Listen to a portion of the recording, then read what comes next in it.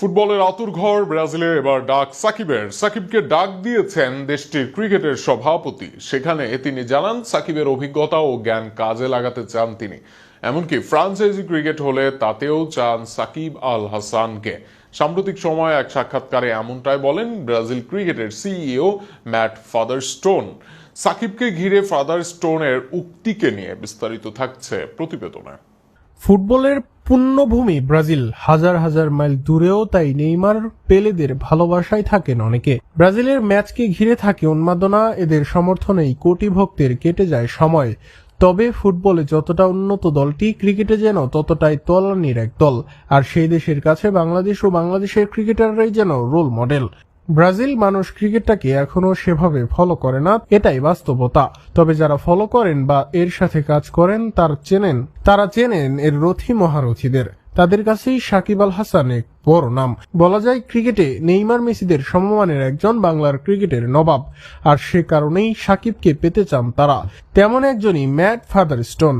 Brazil cricket বোর্ডের প্রধান এবার জানালেন সাকিবকে পেতে চাওয়ার ইচ্ছার কথা। সাম্প্রতিক সময়ে এক সাক্ষাৎকারে এমনটা জানান তিনি। বাংলাদেশের এক সাংবাদিককে দেওয়া এক সাক্ষাৎকারে সাকিব সম্পর্কে অনেকক্ষণ কথা বলেন। তাকে কাছে পেতে চান, নিতে চান তার অভিজ্ঞতা। সাকিবের জ্ঞান ভান্ডারের প্রশংসা করেন। এমনকি যদি কখনো ফ্র্যাঞ্চাইজি ক্রিকেট হয় ব্রাজিলে, তার জন্য সাকিবকে আমন্ত্রণ জানাবেন তিনি। সেখানে সাকিবকে নিয়ে ফাদারস্টোন বলেন, যদি সাকিব সময় দিতে পারে ও ক্রিকেটে ব্রাজিলের সাথে তার অভিজ্ঞতা ও জ্ঞান ভাগ করতে চায়, আমরা তাকে পেয়ে সত্যি খুব খুশি হব। আর কে জানে, হয়তো একদিন সাকিব দক্ষিণ আমেরিকায় কোনো ফ্র্যাঞ্চাইজি লিগের অংশ হবে। দারুণ হবে সেটা। আমরা সত্যি সাকিবকে পেতে চাই। সে আসতে চাইলে তার আমন্ত্রণ রইল। তার অভিজ্ঞতা ও জ্ঞানের ভান্ডার আমাদের অনেক কাজে লাগবে। কোনো ফ্র্যাঞ্চাইজি লিগ নেই, কিন্তু কে জানে ভবিষ্যতে হয়তো ব্রাজিলে একটা ফ্র্যাঞ্চাইজি লিগ হবে।